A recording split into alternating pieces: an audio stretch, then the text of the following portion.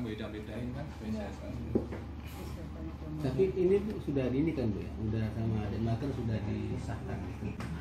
Udah keluar kalau apa? udah Denmark kan sudah konvensi apa namanya? Konvensinya udah jual. Iya, biasanya sih konsensus sudah ada konvensi.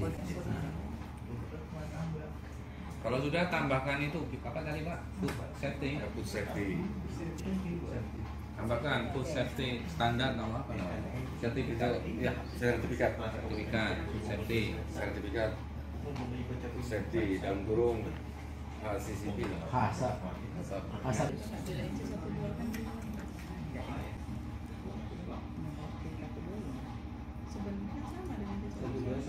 Oh, yang C11 itu domestik.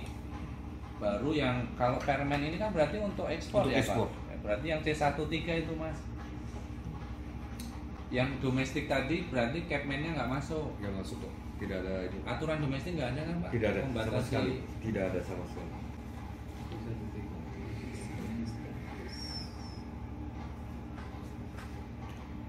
Kalau alat tangkap Mas ada dibatasi? Enggak. Enggak juga. baru dibuat sama SD Boleh disetrum, boleh di... belum jadi. Jadi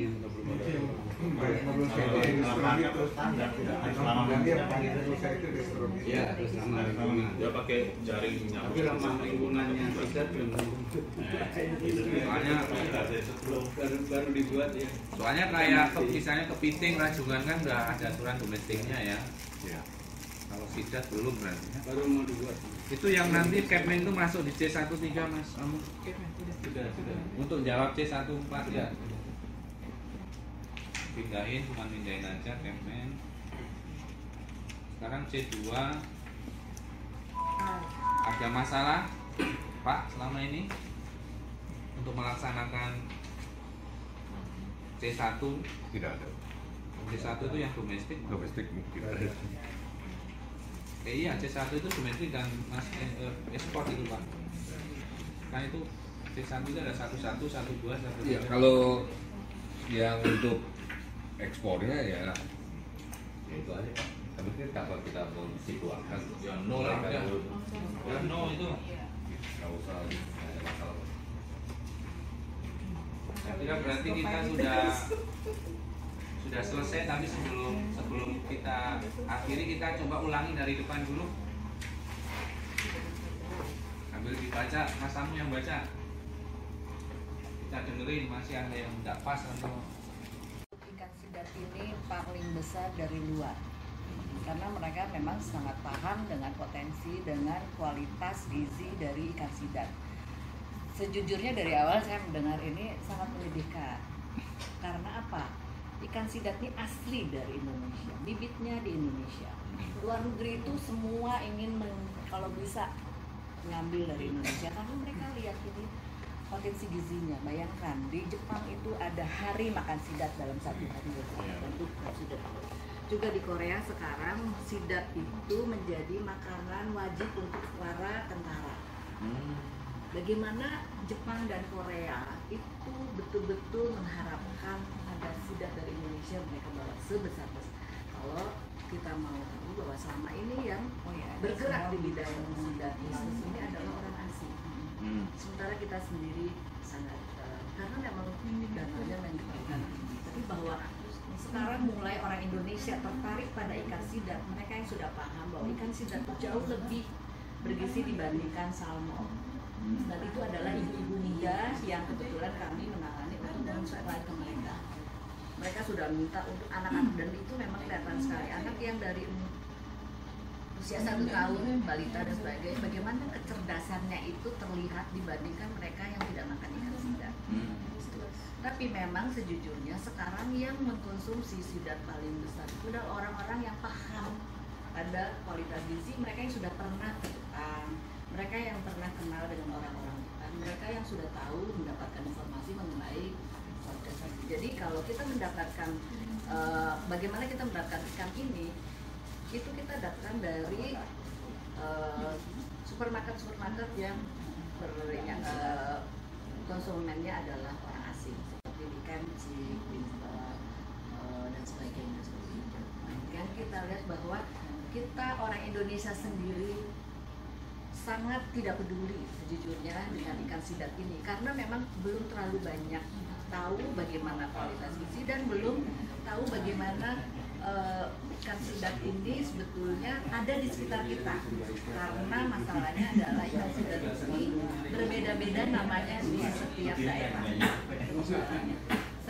Saya melihat ini adalah saya pikir bahwa orang asing ingin banyak tahu tentang ikan sidat yang ada di Indonesia, bagaimana kan cari data seperti ini dan kita bantu. Jadi nanti takutnya ya mereka nanti malah mengambil, kita kasih tahu di sini tempat bibitnya di dunia seperti itu dan kelihatan bahwa kamu kita tidak menguasai masalah sehingga sangat mungkin bahwa dengan makin berkembangnya permintaan sidat di dunia dan mereka melihat bahwa Indonesia adalah sumber dari bibit yang tidak bisa diproduksi itu, tidak bisa bahwa alam Indonesia menyediakan bibit ini yang kita lakukan. Jadi mudah-mudahan sih dengan adanya acara ini bahwa dari pihak Kementerian Kelautan Perikanan bisa lebih memberikan perhatian yang lebih mengenai ikan sidat bahwa ini potensinya besar untuk ya ekspor, tapi juga untuk di dalam negeri sudah mulai banyak yang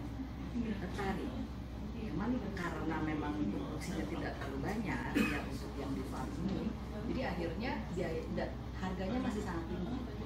Kami menjual ikan sidat itu ratusan ribu per kilogram. Tapi yang mereka sudah paham, mereka mau. Tidak tanya lagi kenapa mahal, tidak. Tapi orang yang baru kenal, oh mahal sekali, mendingan ngambil yang dari impor murah dari Cina. Itu biasanya, tapi mereka takut juga bahwa kualitas dari Cina itu banyak terkontaminasi dan sebagainya. Makanya Jepang dan Korea itu sangat ingin, sangat ini untuk mengambil dari ini. Itu yang saya tahu. Ya, terima kasih Bu. Jadi memang sebelum Ibu datang tadi sudah dijelaskan bahwa ini begini ceritanya. Jadi sidat ini yang spesies Eropa itu sekarang masuk di dalam daftar yang harus diatur tata niaga perdagangan internasionalnya di bawah Konvensi Perdagangan Flora dan Fauna Liar. Di mana Indonesia adalah salah satu negara yang meratifikasi konvensi itu. Nah sekarang untuk spesies di luar spesies Eropa yang ada di Asia, ya, yang di Indonesia khususnya dalam hal ini ikan benua, ini sedang diminta masukan karena sekarang ini banyak sekali Bu disubstitusi yang spesies Eropa dengan spesies Asia. Sehingga tekanan terhadap sidat Asia ini meningkat. Nah, konvensi ini mengatur agar perdagangan internasional itu tidak merusak populasi di alam. Sebenarnya ingin tahu nih, bukan hanya Indonesia, itu semua negara diminta menjawab kuesioner ini. Kepentingan Indonesia adalah kita harus bisa pastikan bahwa data kita, informasi kita itu terinformasi dengan baik sehingga persepsi atau pendapat orang nanti terhadap sidat Indonesia itu baik, populasinya, manajemennya juga baik, kemudian usaha-usaha perdagangannya juga diatur, tidak bisa dikendalikan sehingga Indonesia tidak perlu mengalami nasib yang sama seperti sidatnya Eropa. Karena begitu masuk di daftar yang diatur itu Bu, itu semua harus mengikuti aturan mereka. Aturan konvensi kan, harus ada izin ini, izin itu, harus ada percakapan itu akan sangat merepotkan dan mengganggu ekspor kita. Ini yang kita perjuangkan. Sehingga kita harus isi kuesioner dengan baik, sehingga orang melihat, oh sidat Indonesia itu populasinya bagus, lingkungannya masih baik, perdagangannya bisa dikendalikan, upaya konservasinya, regulasinya juga baik, dan juga ada kerjasama yang baik di tingkat stakeholder, pemerintah, peneliti, pelaku usaha, sehingga oke, yang Indonesia tidak perlu. Jadi itu yang sedang kita perjuangkan. Walaupun memang ada pasti Bu kemungkinan, bukan kemungkinan ya, orang kemudian jadi tahu di Indonesia adanya di sana di sini, tapi sebetulnya informasi itu sudah ada melalui publikasi para peneliti kita juga. Jadi sebetulnya informasi itu sudah. Tapi intinya dengan kuesioner ini kita ingin menunjukkan bahwa kita memiliki populasi yang baik, ya tidak perlu masuk di daftar yang harus diatur. Nah tadi kembali ke B32, ini kita perlu tahu berapa sih, kita nggak mengajukan, orang lain itu yang susah. Kita yang harus mempertahankan itu. Itu kalau nanti hal seperti itu, nanti gunanya asosiasi itu membantu posisi itu. Asosiasikan dia juga ada, kan internasional diasosiasikan dia. Jadi sedikit tambahan Pak. Ya, jadi kebetulan kami dalam minggu-minggu ini sedang membahas draft perjanjian dengan otoritas kompeten di Cina Pak. Jadi karantina Cina meminta kepada Indonesia untuk melakukan kerjasama di dalam pengiriman komoditi perikanan Pak. Nah di situ mereka minta semua didaftarkan, diregister. Jadi yang kita ekspor ke mereka harus didaftarkan. Perusahaannya siapa saja. Sebaliknya kalau Cina kirim ikan ke Indonesia, otoritas Cina memberitahukan ke kita siapa aja perusahaannya yang mengekspor ke kita, termasuk ketelusuran datanya. Dia asalnya dari mana? Bagus itu Pak. Nah saat ini sedang lagi dibahas Pak draftnya. Mungkin kalau misalnya Boleh kita Iya, bisa. iya. Karena kita punya banyak masalah juga dengan Cina. Yang terakhir itu soal Napoleon. Jadi Napoleon di Cina itu banyak yang laundering. Jadi angka yang resmi di Cina impor Napoleon dengan angka yang real ada di data kapal itu tidak sama. Nah itu pintu keluar masuknya itu memang melalui Hong Kong. Di Hong Kongnya tertib, begitu ke mainlandnya itu buat karu-karuan. Saya sampaikan ke BKI, BKI Bagus. Kalau kita udah punya itu, jadi nanti itu semua data ini kan masuk, mau yang listing appendix, tidak listing appendix, pelaku usahanya ketahuan semua gitu. Bagus itu Pak, memudahkan juga monitoring dari saya sampaikan. Pak, mohon izin Iya, Mbak untuk data ekspor dari karantina, mohon maaf Pak, Ya. kebetulan saya sudah pernah menghitungnya. Untuk ekspor tahun 2016 itu ada 23.768 individu yang ditujukan ke South Korea, Cina, Jepang, Taiwan, Hong Kong, Singapura, Malaysia, dan Vietnam. Untuk tahun 2017 itu 13.009 individu. Untuk destinasinya masih negara yang kaya. Oke, nggak apa-apa, makasih Mbak. Karena yang individu soalnya pakainya. yang Saya nggak data berani. ekspor nanti kita pegang aja kan, nggak Iya. diminta di sini, Ah. cuma destinasinya aja kan. Destinasi Cuman aja. untuk keperluan dalam negeri kita perlu benar-benar tahu nih angka ekspor itu dibandingkan dengan angka tangkapan sama angka budidaya itu ada Kan yang permasalahannya kan di sini karantina pakainya individu. Jadi kita tidak tahu individu itu satu ekornya Kilonya. itu berapa kilo gitu permasalahannya. rata-rata ketahuan. Nggak bisa begitu Ya, karena di atas 150 iya. gitu aja, 150 Rata-rata. gram Tapi jadi. biasanya mereka kayak ekspor kan kebanyakan marmorata. Itu pasti lebih dari 1 kilo itu udah pasti. Kalau ekspor yang itu lebih dari 100 2000 kilo berarti estimasinya sekitar 2 ton. Kecil lah ya. Kan tadi produk budidayanya kan sekitar 40-30. 355 ton. Ya nggak kecil sekali, nggak sampai 1%. Ya artinya sekilas nampaknya fine lah gitu ya. Angka-angka itu masih angka yang nyaman lah dilihat gitu. Walaupun angkanya akan kita sampaikan.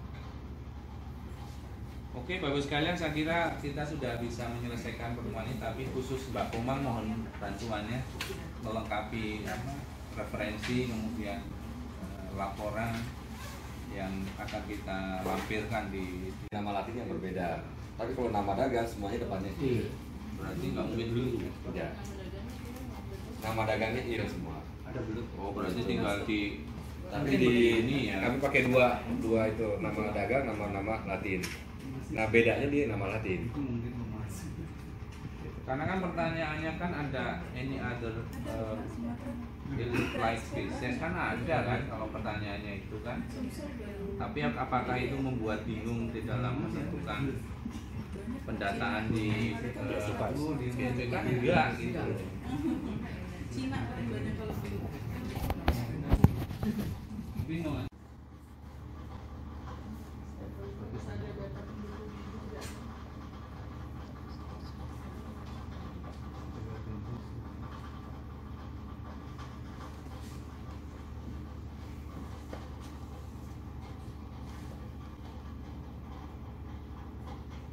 Toh yang diperdagangkan kan hanya 2 kan ya. Iya, nomor Jadi ya nggak masalah, kita lebih tahu yang 2 itu karena itu yang laku di pasaran. ekonomi tinggi. Kayaknya sebenarnya. Masuk angil-angila. Iya ya. Ya kan ini ke Eropa nih Pak. Dia masih mengejar Eropa gitu. Oke, itu yes, tapi kasih catatan. Kan desain profile detail kan. Ya udah marmorata sama bicolor aja kan berarti. Yang angul-angulan no gitu kan. Tulis Mas, yang dikonsumsi di Indonesia itu marmorata sama bicolor. Tapi yang angul-angulan tidak.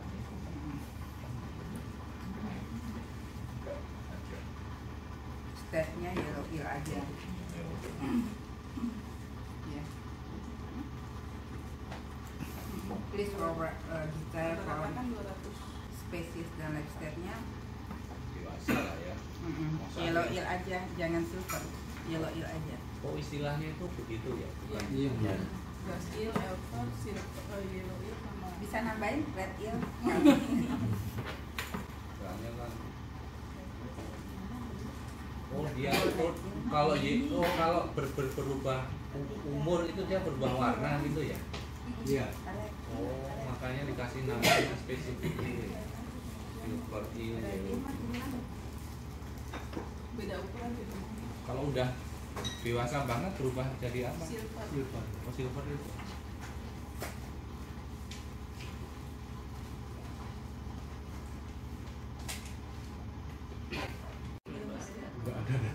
Nggak ada data.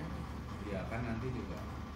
Iya memang nggak ada data tapi ya kenapa ini konsumsi ada ini dianggap Tapi waktu spesies yang bukan penting. data Bu, di Kok bisa lapangan nggak ada misalnya datanya? apa enggak misalnya dengan nelayan setempat dikonsumsi nggak seperti itu nggak ada Bu ya? Konsumsi ada tapi tidak Ada, bisa. tapi sampai datanya berapa yang dikonsumsi per kapita. Besarnya konsumsi enggak? Tapi kalau selain sidat kita punya data. Ada nggak Pak ikan yang ada data konsumsi per tahunnya? Kita kalau secara umum ada Pak, data per kapita itu ada Pak. Ada. Data Ada. ada. Per spesiesnya, per jenis ikan itu. Konsumsi lele per tahun gitu ada kita. Ada ya, DJPP. Ada kita Pak, tapi ini saya udah lagi Nggak maksudnya datanya. kalau lele aja kita nggak Nggak. ada mau. Sidat gitu. Data kalau Sampai sudah susah itu kan semua warung tenda jual lele masalahnya. Lele nila itu kan. data yang konsumsi kalau untuk wartawan itu